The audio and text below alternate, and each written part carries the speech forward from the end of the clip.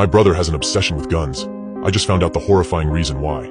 My brother Danny always had a fascination with guns. Ever since we were kids, he'd spend hours watching action movies, his eyes glued to the screen whenever any type of gun popped up on the screen.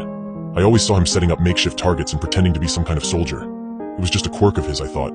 A harmless obsession that would fade away as he grew older. But it didn't fade. It got worse. Way worse. By the time Danny was a teenager, his obsession had turned into a full-blown fixation. He saved every penny from his part-time job to buy airsoft guns, BB guns, and eventually, real firearms. He spent his weekends at the shooting range, meticulously practicing his aim. I tried to talk to him about it once, but he just brushed me off, saying it was a hobby like any other. I didn't push it. He wasn't hurting anyone after all. Years passed, and Danny's collection grew. He had rifles, shotguns, pistols, more guns than I could count, each one carefully maintained and stored in a locked cabinet in his room. It was unsettling, but I figured it was his way of dealing with stress. Our parents had passed away when we were young, and we didn't have much family left. Maybe this was just his way of coping. But then, one day, I found something that made my blood run cold. It started with a simple task. I was looking for some old family photos. I knew Danny kept them in a box somewhere in his room, so I went in while he was out. The cabinet with his guns was in plain sight, but I wasn't interested in that. I just wanted the photos. As I rummaged through his closet, my hand brushed against something cold and metallic. I pulled it out, a small locked box. It wasn't the kind of box you'd keep valuables in.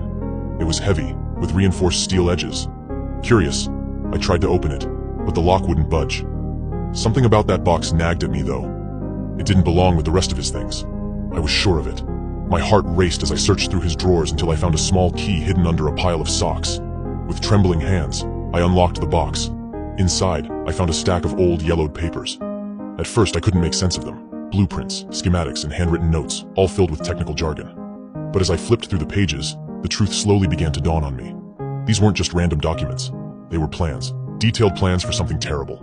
I found maps of various locations around our town, each one marked with red X's and circles. Notes about security systems, escape routes, and police response times. The last page was the worst, a list of names. I recognized some of them. Teachers, co-workers, people Danny had mentioned in passing. And at the top of the list, in bold, angry letters, was my own name. I stumbled back, nearly dropping the papers. My brother, the same brother I'd grown up with, shared a home with, was planning something horrific. A massacre. A calculated, cold-blooded spree, and I was part of it.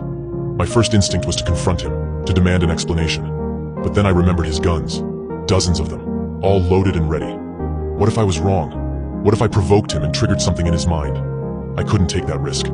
I carefully put everything back the way I'd found it and left his room, my mind racing. What should I do? Go to the police?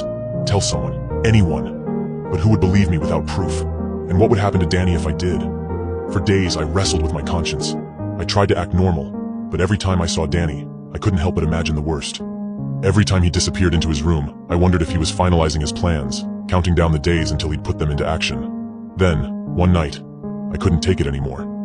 I heard him in his room, talking to someone on the phone. I pressed my ear against the door, straining to hear. His voice was low, menacing. Just need a few more days. Everything's almost ready. My blood ran cold. This was it. He was going to do it. I didn't sleep that night. Instead, I waited until the early hours of the morning, when Danny was fast asleep. Then I quietly slipped into his room and took the box, along with a few of his guns.